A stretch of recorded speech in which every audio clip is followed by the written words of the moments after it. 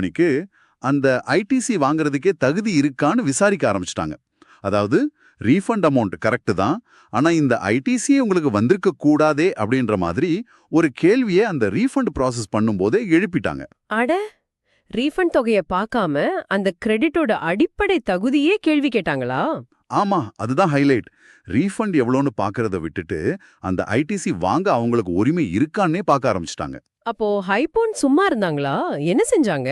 இல்ல, அவங்க உடனே கோர்ட்டுக்கு போயிட்டாங்க. அவங்க பாயிண்ட் ரொம்ப சிம்பிள்.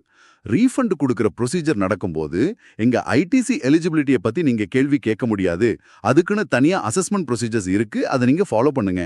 ஆனா ரீஃபண்ட் ப்ராசஸ் ஒரு காரணமா வச்சு எங்க எலிஜிபிலிட்டியை ஆராய உங்களுக்கு பவர் இல்ல அப்படின்னு ஆர்கியூ பண்ணாங்க. இது கேட்கவே ஒரு முக்கியமான பாயிண்டா தெரியுதே. அப்போ கோர்ட் முன்னாடி நின்ன முக்கியமான சட்ட கேள்வி என்னவா இருந்தது? கரெக்ட். கோர்ட் முன்னாடி இந்த லீகல் இஷ்யூ இதுதான்.